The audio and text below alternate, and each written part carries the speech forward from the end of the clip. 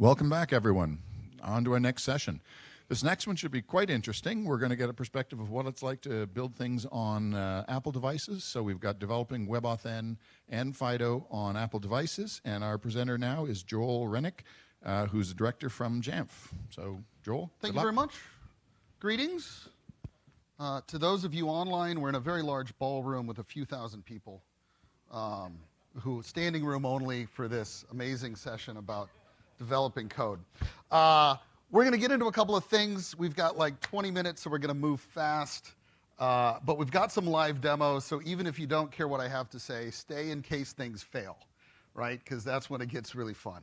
So we're Jamf. We do Mac management, Apple management, do a lot of other things on Apple devices, and we've been gradually working more FIDO into our products. And wanted to kind of go through a little bit of that journey to help explain maybe some of the pitfalls that you might find, maybe some things that will help you out.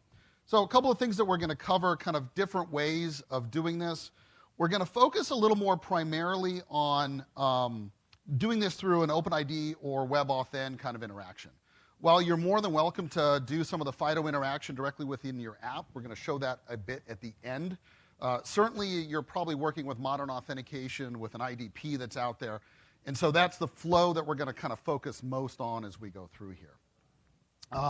If you've looked on the FIDO Alliance page, you kind of see this chart. It's a little bit dated, as you can see, from 2020, but you get the general idea. This is kind of the support for security keys on Safari.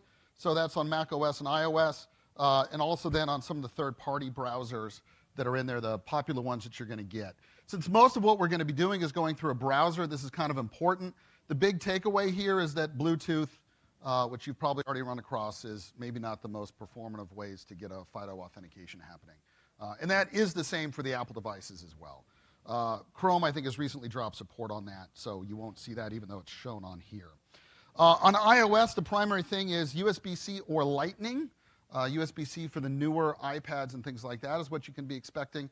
You have this weird matrix where iPads don't have NFC, but they do have USB-C, and iPhones have NFC, but they don't have USB-C. So then you got to try and cover all those bases. Luckily, Apple has been doing a lot more with platform authenticators. So if you're okay with a platform authenticator being used for your FIDO operation, as long as you can get the user back into Safari, and we'll talk about this as we go forward, you should be able to have that platform authenticator available to you. All right. So again, Bluetooth is complicated, which means maybe don't worry about it. Many ways to get FIDO into your apps. Like I said, we're going to focus on kind of web-based auth, because that seems to be the path of least resistance, or at least the most common denominator in this. At the end, we will talk about some of the new technologies that Apple is putting out. But first, we start with what I think should be your first stop on any sort of authentication journey on an Apple device, which is an Apple API called AS Web Authentication Session.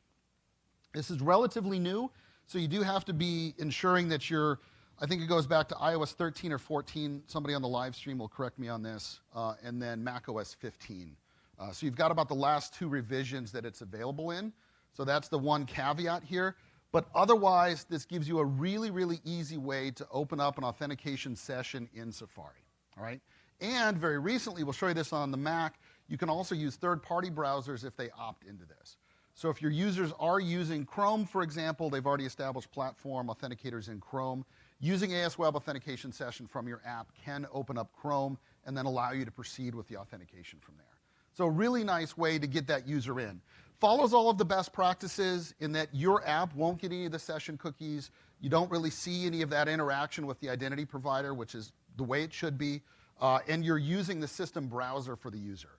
So it's a browser that they should feel comfortable with. They should already have some familiarity. And in fact, they may already be authenticated. So if they do have session cookies already in there, you may just sail on through. And it may happen so fast the user doesn't even see it happen. All right? So that's where you get a lot of benefits with using AS Web Authentication Session. Couple of things to keep in mind if you're going to develop with this. Your callback URI cannot be HTTP or HTTPS. All right, so when you're doing a WebAuthn session like OpenID Connect or something like that, you can't have an HTTP or HTTPS callback because you are a public app. You are not a web-based app, right? So adhere to the standard, and you're going to do well there.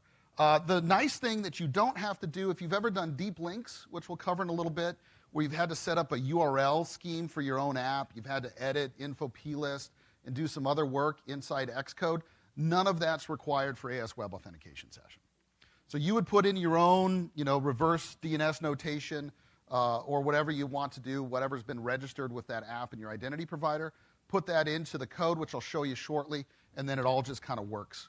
You have the option to do an ephemeral session. So if you don't want to share any cookies or anything else with the system browser, or you really want to make sure that the user is authenticating and not using existing session cookies that may be in the browser, you can set up an ephemeral session. Right? And that's a nice way of doing it. So you do have a little bit of control over how much sharing is going on between whatever authentication you're doing and what other apps may be requiring or asking for, right? So have a think on that as to what you want for your environment. And if you were using SF Authentication Session, this is the replacement for that. Ephemeral session does not do an interstitial. Otherwise, the user will get prompted to say, oh, wow, that's embarrassing. Wow, let me cancel out on iOS 10 attempting to update itself. There we go. All right, back in the game. All right, I told you it'd be fun, even if you don't like the slides, just to see what happens, right?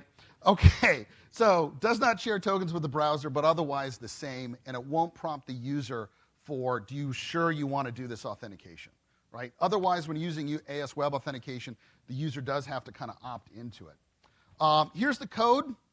You can take pictures of that, whatever else. It's really pretty easy to set up. There's just a couple important hints that will tell you here. You got to keep a strong reference to the session. This is the first thing that happens that always makes you think it's not working, is you call it and then, well, your object has already gone away and poof, right? So keep a strong reference to the session. Handle the code from the callback. You get it there. It's just a Boolean as to whether it's ephemeral or not.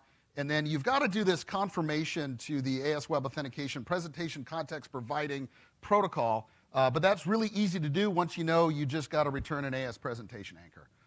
Unless you have any specific places within the UI. I'm sure there's more intelligent people than me, but I've not found any difference that this makes.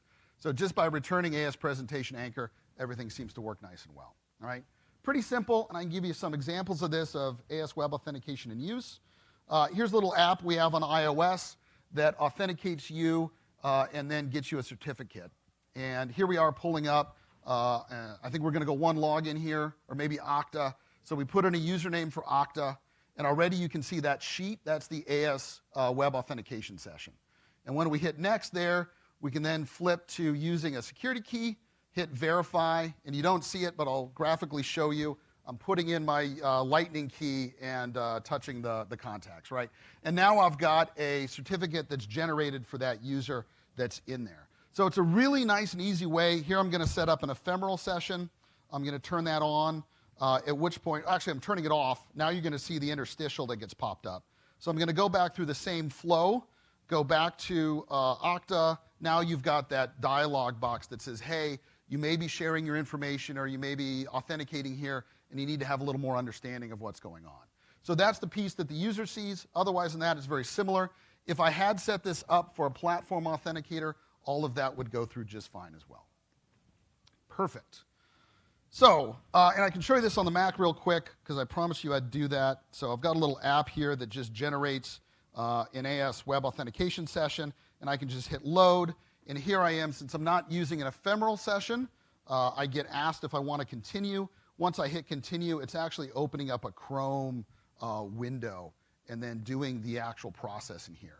So I could then go through, complete this with one login. That would then call back my app from that callback URL. I would then get the resultant code. I could then hand in the code, get my tokens, everything else, life is good, right? So a pretty easy way of doing this. I like it a lot better on iOS because it looks like it's really part of your app. For the most part, if you're developing an app for an Apple device, you're probably going to be doing it on iOS, and AS Web Authentication, really nice and smooth. On the Mac, it is a little bit more of a jarring user experience as it bounces out to the browser that the user has picked and then goes back. But again, that is a best practice that we want the user to be using something that's familiar to them. So in that way, you can do this. All right? Hop back into the slides. All right, so for most purposes, AS Web Authentication Session is the most performant, most supported, and most future-proof option for you. Plus, you can literally get this set up and running within just a couple of lines of code. Obviously, you've got to handle maybe the code generation and some of the URLs that you're going to have to use for your IDP or whatever else, but the rest of this gets pretty easy. And seriously, just use AS Web Authentication Session. Thanks for coming to my talk. This is fantastic. I do have 15 minutes more. So, but what about if this doesn't work, right? There's a couple of instances where you have this. If you are in a situation, perhaps the login window, so this is the journey we've been on as we do present cloud-based authentication at the login window. You do not have access to the browser at the login window. So AS Web Authentication Session does not work, all right? So let's go through some of the alternatives, or perhaps what you might be using if you want to support earlier versions of iOS or macOS as well. So one of the options that was pretty common until recently was deep links, where instead of using an AS Web Authentication Session, you'd actually just do an open URL of HTTPS, whatever URL you're going to. That would open up in the user's browser. The browser would then bounce you back to your app using a deep link with, you know, some long URI that you've created and you put in your info P list. This still works, but it is a much more jarring experience for the user as they get bounced back and forth, especially in iOS where the whole thing flips to Safari. So AS Web Authentication Session becomes a lot nicer about that. Plus, you've got this interstitial when you're going back to whatever your deep link is. Once you've actually satisfied the authentication in Safari or whatever browser you're using, you're then typically going to get asked, do you really want to go back to the other app? So it may be, again, not the greatest user experiences. Your users are a little freaked out about what's going on here, especially if you've got maybe the name not done well or something else, and then it doesn't all line up. So deep links are there. If you are going to set them up in Xcode, you go down to the project and then the URL types. Pretty easy to do here. This will put them into your info P list and go from there. And maybe don't use a local web server. A lot of the earlier projects would run a local web server running on HTTP instead of HTTPS to try and catch the callback into that web server to do the redirect. Please don't do that. That's not good. There's much better ways of doing this and will be better for everyone involved. I'd be remiss if I didn't talk a little bit about the authentication libraries that are out there. MCell and AppAuth are the two big common ones. If you're doing anything with Microsoft, that's the Microsoft Authentication Library. Really well maintained and supported, but it's primarily for use with Azure. All right, so if you're using things other than Azure, there's AppAuth that I think a lot of the identity providers have cloned, forked, or whatever else and done some work on. It doesn't seem to be as well maybe trafficked, but those are the two ones to start. Some of them have some support for FIDO, mostly because they are relying on AS Web Authentication Session, but I would caution you to kind of plan everything out before you get too deep into using these libraries. And I'll also say if you are doing an OpenID Connect flow, don't be overly intimidated. It's not that hard to craft your own URLs. You're not even doing your own crypto. You have system libraries for that. So in a lot of cases, some of these, like MCell is a pretty heavy, so is AppAuth library to import in with a lot of external dependencies around iOS versions and things like that that you might have to worry about. So just keep that in mind as you go through, that they can cause quite a bit of complexity. If I am using AppAuth, I won't use it for the actual displaying of the window. If you do want to kind of make things really easy on yourself, some of these libraries will just generate the URLs that you need to connect to. And if you're able to do that with the library, fantastic. You can then call an AS Web Authentication Session with that URL to take it the rest of the way. And I've got a quick example of that here, which is this is how you can use AppAuth, fill in your own well-known OpenID configuration path, and then that will generate the URL for you, which you can immediately turn around and hand in to an AS Web Authentication Session. So it's a great way of doing this, keeps it all nice and tidy. And then once you get that response from the AS Web Authentication Session, you can actually grab the code from it, feed it back into AppAuth. They've got an OID token request function there, and it'll do all the rest of the work for you. And at which point you're effectively priming the pump, injecting the code back into AppAuth. AppAuth will then do the code back to a token, and it'll have all the tokens ingested and everything nice and smooth. So this is a handy way if you want to get fast through there. Use an AS Web Authentication Session, and then one of these libraries to generate some of the URLs and handle your token processing after the fact. Brief note, Apple's been promoting an enterprise SSO extension, which is really cool. It allows identity providers to actually intercept some of these communications and effectively end up making a cookie jail. So it's really cool if you're Microsoft, for example, they've got an enterprise single sign-on extension in preview. If you go to the MCell page, you can see stuff from there, but it's already built into the Authenticator app. So if you're using Azure and you have the Microsoft Authenticator app, you have this on your device, you just haven't enabled it. Doesn't do FIDO. Sad face, absolutely. And I know why. It's not, I wouldn't put all this on Microsoft. They're building a WebKit view in there, but WebKit doesn't do FIDO.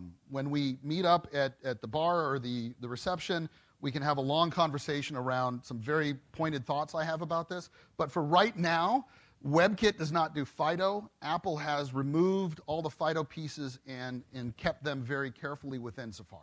And they've done this as a security process, right, to ensure that when you're using FIDO, you have a very trusted environment and it feels familiar to you, plus you're able to use the platform authenticator in that case. It does make it quite complicated, though, if you do have enterprise accounts that are using this enterprise single sign-on extension, all right? Microsoft has been working on one, and I believe Okta FastPass is enterprise single sign-on extension, but also does not do FIDO from what I'm aware of, all right? So keep that in mind if you're doing more of an enterprise piece. Here's some of the information on that. You go to the Apple developer site, AS authorization provider extension authorization request handler. If you can remember that, take a photo, watch it in the live stream, whatever else. Go there. All right, so since I brought up WebKit, and I've got a few minutes, let's talk about WebKit. So if you have a WebKit session, it's very hard to get FIDO, or is it? Well, it is a lift, because you've got to bring your entire FIDO stack yourself. You've pretty much got to bring all aspects of WebAuthn. Sometimes this is good, sometimes this is bad. So just a very big asterisk here saying maybe there's dragons behind this door. And you won't be able to leverage a platform authenticator. If you're not using Safari on an Apple device or Chrome, for example, which has its own version of a platform authenticator, you're not going to be able to get access to that if you are using WebKit for these operations. All you have to do is provide 3 APIs. If you're familiar with WebAuthn, if you put these 3 APIs into your WebKit session, you will be completely WebAuthn FIDO capable. All right? The first one there says whether you've got a public or a FIDO key available. Second one is Navigator Credentials Create. This is the process of creating new credentials on a security key. And then we finish up with Navigator Credentials Get. That's misspelled. I apologize for that. I shouldn't have said that because then nobody would know. But somebody would. So Credentials Get at the bottom is misspelled. That's unfortunate. All right, so those are the 3 APIs. You can inject those into your WebKit view, and an example of this is if you look at the Brave source code on iOS, that's how they had to do this. On iOS, if you're a browser, you're using WebKit views. That's kind of a mandate from Apple. So they had to go through and actually add in FIDO. I think Brave was the first browser on iOS to provide FIDO, and they did this by injecting those APIs back into those web views, so you're able to do that. So let's show you that. So I've got an app here, and this is a WebKit view, and you can kind of tell that because it's clearly my app. It's not Safari. It's not something else I've opened it up in. And I can go down here and register credentials all day long and generate FIDO keys for everything that I like. So this is an example of using this within a WK WebKit view. Again, you have to bring your entire stack. I mostly share this as why you shouldn't do this, because there's a lot of work to be done. However, since I don't often get to show this off, and my wife doesn't think this is very interesting anymore, who's familiar with the Cloudflare challenge? All right, so we got a few folks. All right, anybody from Cloudflare? All right, good. All right, so they had a cool thing where they were using, instead of you being the mechanical Turk to figure out what a fire hydrant looks like, what if we could use the user presence part of a FIDO key to prove that there's a real human in front of a web page? And that's fantastic, right? There's some cool things to that. FIDO keys already have all that functionality built in, and there's a really great way of doing that. Well, if you inject everything into your WebKit view, now you have a FIDO key and you can have all kinds of fun with it. So again, I don't share this as this is how you should do this. AS Web Authentication is 100% the best way for providing FIDO support on your Apple apps, but there is an avenue if you have more exotic uses. And that brings us to, so why did we go down this path? Well, and you can tell this is a recent video because of the Halloween tabletop here. And I was trying to get something that would show the actual FIDO key at use at the login window. So this is Jamf Connect, which is our login window product, and this is some new stuff that we've been working on that allows you to actually authenticate. So we're back at Okta here, authenticating with a user, and you can see my FIDO key now is glowing. I can click it, or I can touch it, and then that carries me through. And then in this case, I'd be setting up a new local password for this user, because this would be the first time that we've signed in. So if you do have more exotic needs as you go through this, there are other ways to get this. And we'll head back into the slides. I was in the slides. That was a video. Wow. All right. Finally, we'll finish up on Apple Passkeys. So at WWDC a few months ago, Apple actually came out with a lot of FIDO-related stuff. Or I actually should say WebAuthn. They kind of were hesitant about using the term FIDO too much because a lot of them aren't hardware-backed anymore. So they're more specifically for working with the WebAuthn APIs. You now have what's called roaming keys. I forget the exact Apple term for it, but that allows you to put a P256 key in your iCloud keychain and then share that key across your other Apple devices.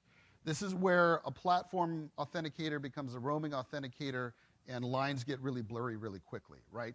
But a user can use this with Face ID on their iOS device, on their Mac with Touch ID as soon as Monterey is out, and they'll be able to then share that key with their other devices and sign into that page using FIDO, using WebAuthn, and go through that whole process. In addition to that, Apple also has something called a passkey. And a passkey here is where you can actually create a P256 key. It's in the secure enclave, which is fantastic, and you can use that for non-web-based authentication, all right? So this is if you have an API, and your API allows for WebAuthn authentication. You can now go through this process, stores it in the iCloud keychain, and you'll get something that looks like this. They've got a sample app called Shiny, and here's a bunch of information they have on it. So if this is interesting to you, go to the Apple web pages and start taking a look at passkeys. You do have to set up a Apple app site association file. So you do have to have ownership of the domain that you're connecting to use this, right? That's some of the guardrails that Apple has put in to ensure that you can not use this for malicious purposes, all right? So you have to set an app. If anybody's done deep links or the shared web credentials, very similar process, a little bit of JSON that's at the root of your web domain, the Apple App Site Association file that will then tie your app with your developer ID back to your site to allow it to generate WebAuthn and passkey credentials for that site. And then here's an example. They've got an app that you can download, sample code. And as you can see, it's just a username and password field. Under the covers, they're expecting your API to deliver a challenge. Once that challenge is delivered, you can use an Apple API to then get it signed in a web authentication or WebAuthn approved blob. You'll get the auth data back. You'll get all the other pieces back, the challenge, the signed hash, and then you can send that back up to your API and use that for authentication. I think it's a really interesting process, and I'm excited that Apple is getting behind the FIDO WebAuthn bandwagon, because obviously with a huge amount of devices out there in the consumer space, having Apple engage in this is huge, right? Just makes everything a little bit easier as we get to a much more of a passwordless future. I don't know where I would use this, because I don't know that I would create an API that didn't have some sort of web-based login or was already using an IDP to go for it.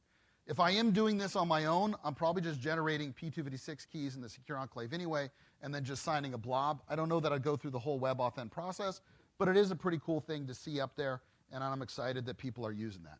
So with that, we'll see if we've got any questions from the millions of viewers. I was just, in my ear, 1.5 million we have on the live stream. Which is only slightly more than what we have in the room, so that's fantastic. Thank you, Joel. Do we have any questions for him? Anything online? No, no questions here. It's a very thorough presentation. Thank you very much. Thank you very much, Joel. Have a good afternoon. Thank you, everybody.